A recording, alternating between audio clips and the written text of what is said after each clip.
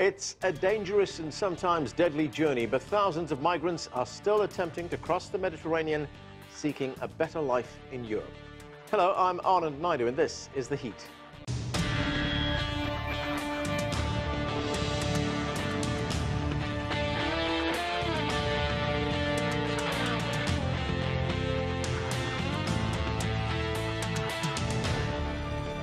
At least 170 people from North Africa are feared dead after their boat sank in the Mediterranean Sea this past week during attempts to reach Europe. The United Nations Refugee Agency says more than 4,500 people have made the journey already this month, despite some European countries closing their borders. Italy says it will keep its ports closed in an attempt to deter human traffickers. Rescue at sea has been taken hostage by politics. There has been little progress in recent months, and decisive leadership that taps into fundamental values of humanity and compassion is sorely needed. Already this year, 4,507 people have crossed to Europe by sea, despite the bitter cold and great dangers the sea presents at this time of year. For more on the migration issue facing Europe, let's bring in our panel. Joining us now from Brussels is Camille Le Coz. She's a policy analyst with the Migration Policy Institute Europe. Also with us from Brussels is Marco Gombacci. He's a political analyst and founder of the European Post. From Tobruk, Libya, Mohamed Eljarh is the co-founder and chief executive officer of Libya Outlook Research and Consultancy. And from San Francisco, Hamoud Salhi is a professor of political science and associate dean of international education at California State University, Dominguez Hills. Thanks to all of you for joining us. Mohamed, let me start with you in Tobruk in Libya. Now, Libya is the major transit point for these migrants trying to get to Europe. What can you tell us about how these migrants arrive in Libya, and once they're in Libya, how they make their way to these boats to cross the Mediterranean? Thank you for having me on the show. Basically, the people trafficking issue in Libya is like a business model or a business network that is not just specific to Libya, but it's cross-border. So basically, you have a network of people traffickers in African countries, and then they cross the border into Libya, and from there, Libyan trafficking networks would receive them, especially from the southern or the western, southeast or the western borders of Libya, and then they would make their journey through different hubs to the northern part of Libya, where they would reach the disembarkation point. The issue that we have been witnessing, obviously, over the last year or so is that the crossings have been interrupted at the sea, but more people continue to arrive into Libya from the south. So you have basically an accumulation of migrants in Libya, and obviously with all the warnings and the threats that they would be facing severe human rights violations and conditions inside Libyan detention centers or at the hands of Libyan trafficking networks and militias. All right, let's go to Camille Le Coz in Brussels. And Camille, this is a challenge, an issue that affects several European countries, of course. Earlier this month, we had 49 migrants aboard 2 ships, which actually had to stay at sea for 19 days while Italy and Malta argued and bickered over who should be taking in those migrants. Is there a policy, a Europe-wide policy, covering all European countries on this particular issue? No, and I think this is precisely the issue. Over the past year, we've seen more and more of this boat, I mean, not more of them, but a number of these boats arriving and member states fighting over where the boat should disembark and who should take the migrants. At the beginning, what we've seen is some member states volunteering to take the migrants, but more and more this is becoming a difficult process. And what we're seeing is like some emergency call between member states on how they should split people who are at sea with these migrants are in a very difficult situation. And this is definitely where we see the problem of having no policy and dealing with this ad hoc solution. And Camille, are there any discussions taking place or any plans being put forward right now to resolve this? I mean, it has been a discussion for the past years, but I think it brings a broader issue within the EU, which is the reform of the asylum system. And this discussion in Brussels has been very complicated, and member states have not been able to come to an agreement. I think it comes to a broader disagreement between some member states in the south who are feeling that the other member states are not sharing responsibility and are not sharing the burden in a way of who is coming to Europe and receiving the refugees as they've been for a number of years.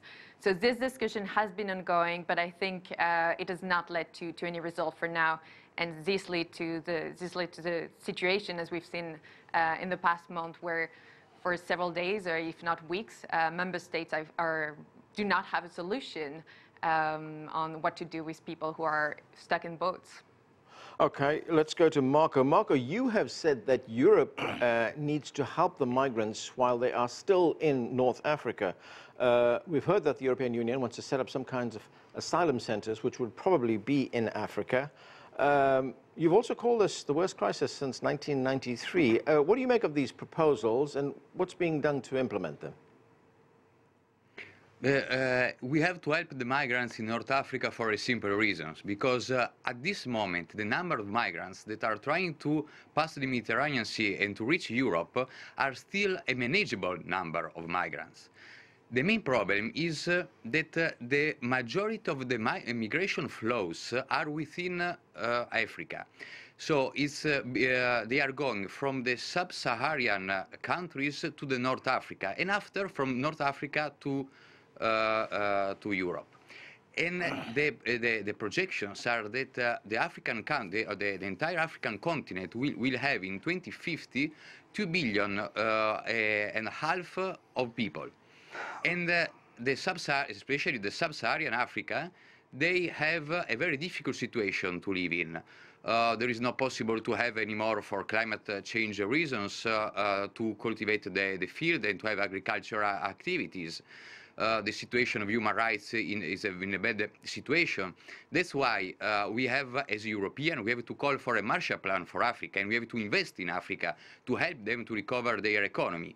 I would like to remind to everyone that the European Union spent 6 billion of euro to close the Balkan route, the route that brought the migrants from Syria, Iraq, Pakistan, Afghanistan, through Turkey and Greece, and after when they wanted to reach Germany.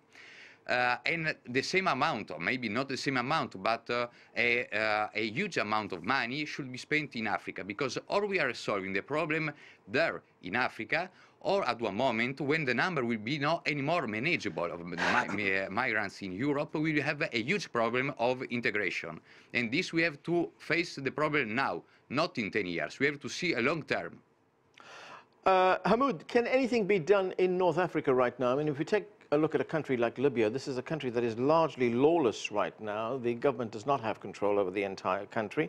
NATO, of course, bombed that country, overthrew Muammar Gaddafi, and that's when it descended into what it is right now. So can anything be done there? Well, certainly there is a lot of things that can be done, but Europe is trapped in its own division, one. Second, in its old colonial mentality. And the third one, which is really seen very clearly, that the problem of refugees, these kind of problems are not looked at seriously. For example, when we talk about putting multiple centers in Africa, in Northern Africa, and despite the fact that the Northern African countries were not consultant, tells you something, that it's an authoritarian approach, it's the old mentality.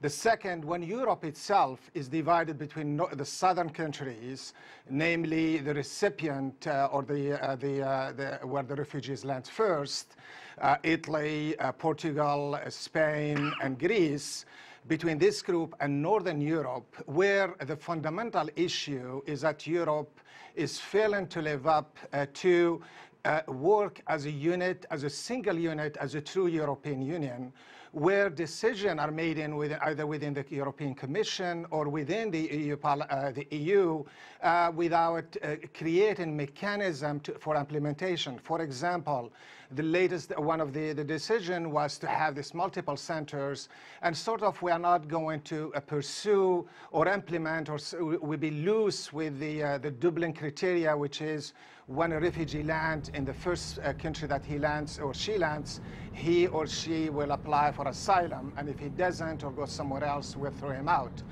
The point is that there are sort of some creative solutions, but the European leadership failed to do so, to follow up with those decisions, because now immigration, the problem of migration, are linked to the rise of ultranationalism. So yes, now what we did so far is creating this idea that the problem is about smugglers, the problem is about trafficking, and if we put some money there, we are going to solve the problems, but it's deeper. I think we have to look at the real problems. And let's not forget, when we talk of Libya, the problem with the refugees started with what happened in Libya and the intervention of NATO in Libya, and that's what precipitated all this crisis. Again, if you go to the other side of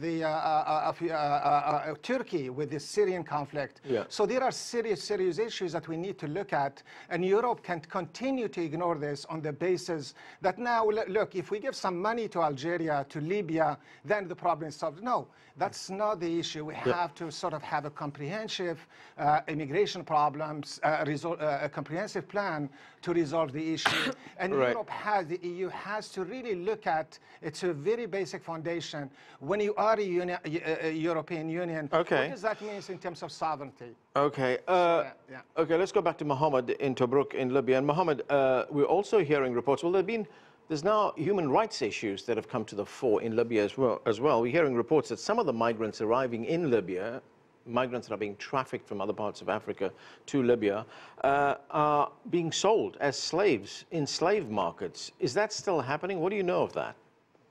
It's, I mean, there are definitely rampant human rights violation against Libyans themselves that are happening. Libyans are being kidnapped, killed, sometimes prisoners traded between different armed militias, etc. So yes, even the migrants that are arriving in Libya are even more vulnerable, and they are facing really difficult conditions.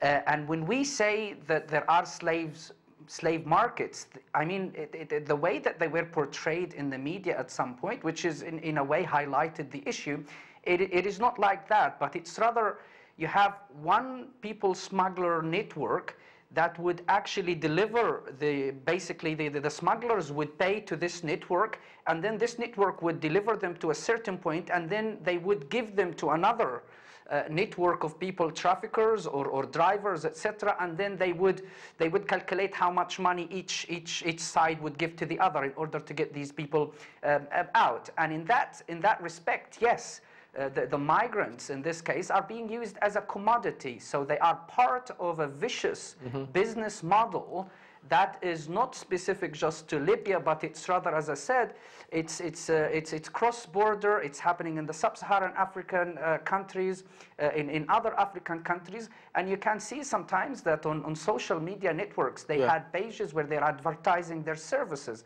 So a people trafficker sometimes believes that he is actually just providing a service for people who want to go to Europe in many respects. But Libyan human rights organizations and activists, but also Human Rights Watch, Amnesty International, and the UNHCR, etc., have been witnessing and documenting some really rampant and vicious human rights violations against migrant communities in Libya. Camille, as we've been hearing, you know, this is big business for criminal syndicates that are operating in this part of the in this part of the world. So on the one hand, Europe has to take care of the migrants that are crossing the Mediterranean, but what is being done to investigate these criminal syndicates that are causing this problem in the first place?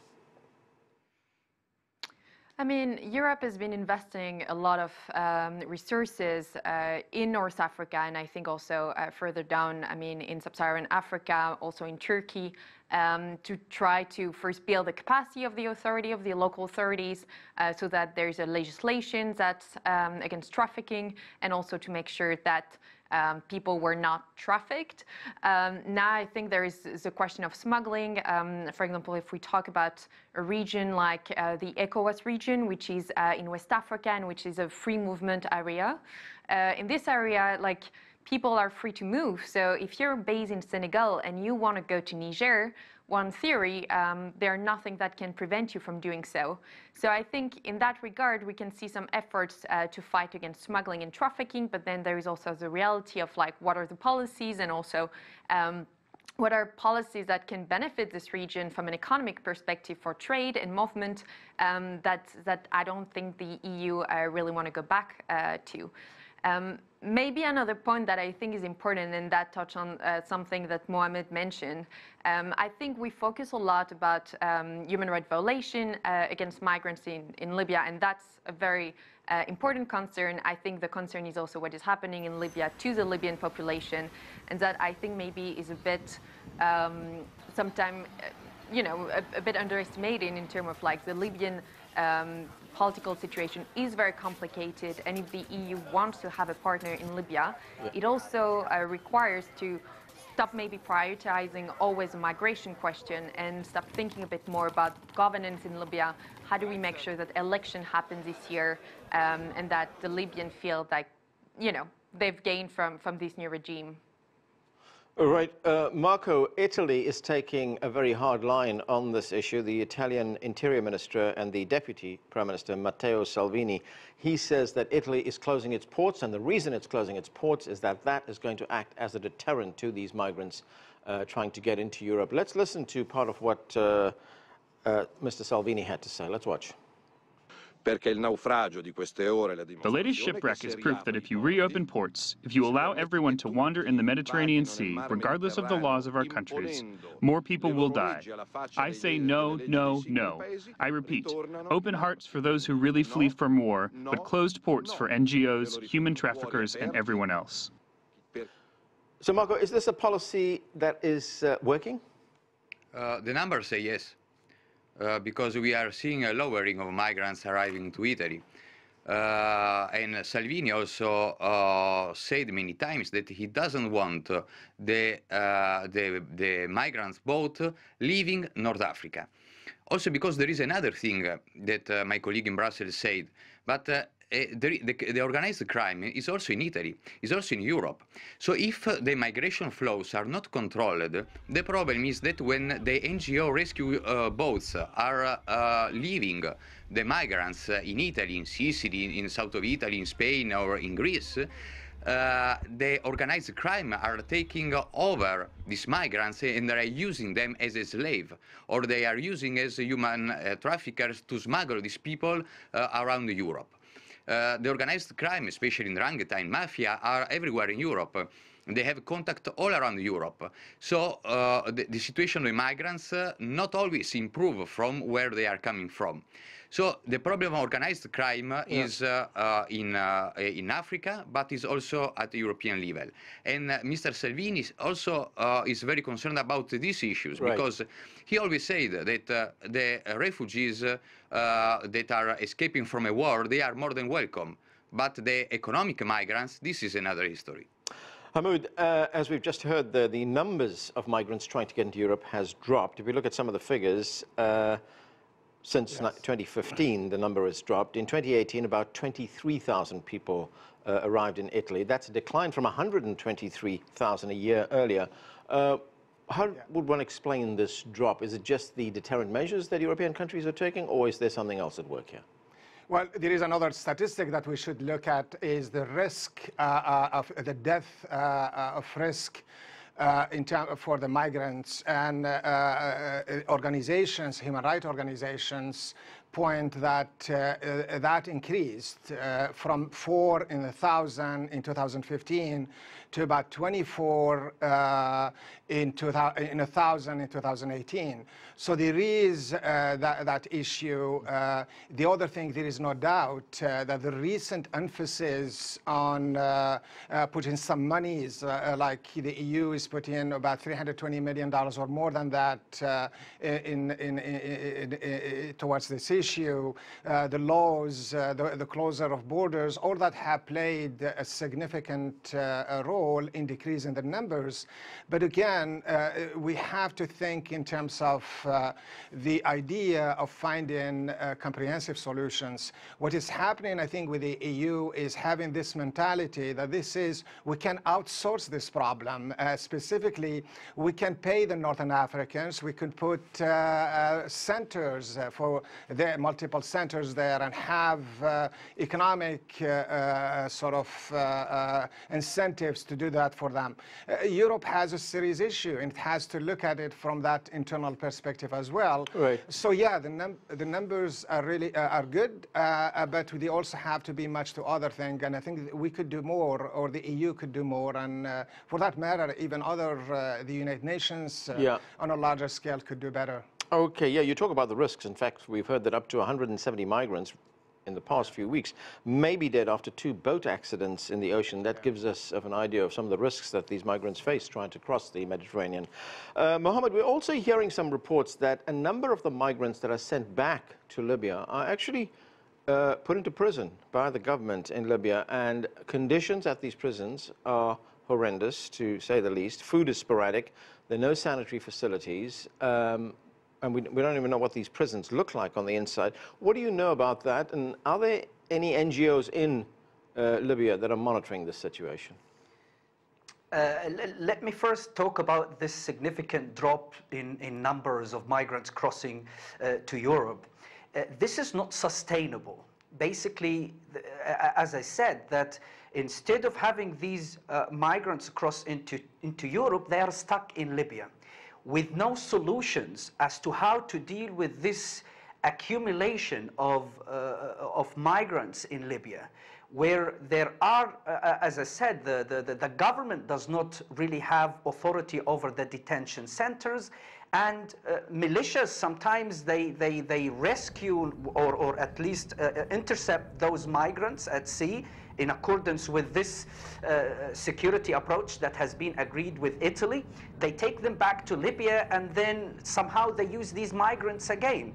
And the same migrants would be again on a boat and then intercepted, and there is a lot of abuse there, where these migrants are having to pay a lot of money time and again to these networks that are sometimes working as Coast Guard, but at other times are working as people traffickers. So that is really extremely important to pay attention to. And this significant drop in numbers is definitely not sustainable unless we really find a solution to the key roots of the problem. And there is also the question of what Europe can do with regards to Libya.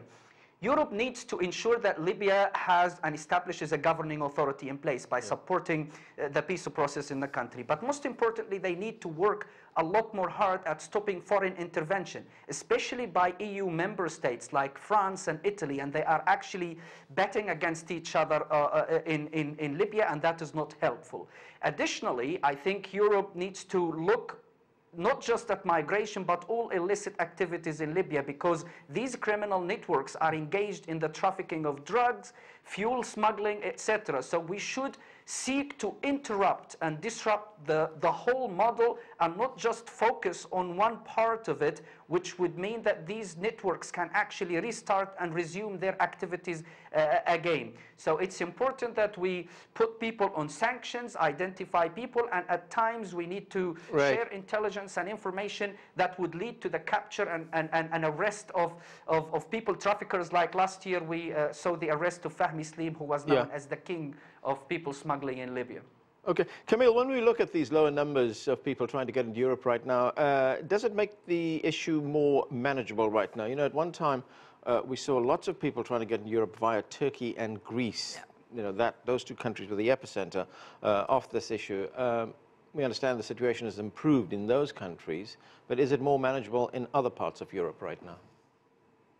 Yeah, it's definitely the case. I mean, the number have drastically dropped in terms of arrival to Italy. They have increased in Spain, so there is a bit more, I think, effort to be directed there. But definitely the number are manageable, and I think this is where a lot of people have been saying this is not a migration crisis, this is really a crisis in the management of how we receive these people. And I think it also calls into question about what are the other way that people could get to Europe in terms of, you know, having access to visa or resettlement, which I think could also help with the current situation. Marco, to what extent is this a political issue in the domestic politics of Europe? You know, we've seen the emergence and the rise of a number of extreme right, far right populist groups. A lot of this is being driven by the immigration issue, by the migrant issue in Europe. How big a political issue is it? It's the issue in Europe. All the political campaign are going around migration problem. Even if it's not a crisis, I don't like to speak about migration crisis because migration is a structural phenomenon. So the word emergency and crisis is not totally correct. But in this moment, people are scared and they have fear of migrants. We like it or not, but this is the reality. And a lot of political parties use this fear to gain votes. But in Europe also we see that there is a slight difference between the actual number of migrants and the perception of the number of migrants. So the perception is way higher than the real numbers. But why? First of all, the media play a very important role. The media are playing a bit the part of alarmism or to alarm the population. But the main reason is because migrants, when they arrive to Europe, they are not going to live in the city center of the city, but they are going to live in the neighborhood of the city, where the majority of the population live. So the majority of the population, they see a sudden increase of migrants in their neighborhood. And in that moment, they are scared of someone different than them. So that's why it's also extremely important to regulate migration, also to have a better integration, because if we don't regulate migration, we don't have integration, we have a social problem, and we have the rise of populist, even if I don't like to call them, parties. Mohamed, very quickly, we've only got about 30 seconds left. What are the prospects for some kind of political stability in Libya? It's very difficult. 2019 is going to be a very difficult year, and there are now signs that maybe the current UN envoy to Libya, Ghassan Salami, might be on his way out just because of how difficult the situation is and how his efforts have been hampered either by Libyan actors or by some regional or outside actors as well. But the prospect for elections or a referendum on the constitution are really slim, because the security situation is not there, political unity is not there, and the conditions are just not right for any solution yet. Which indeed makes the migrant issue so difficult to resolve. That's where we are going to have to leave it. Thanks to all of you for being with us. That's it for this edition of The Heat. I'm Anand Naidu in Washington, D.C. Thanks for being with us.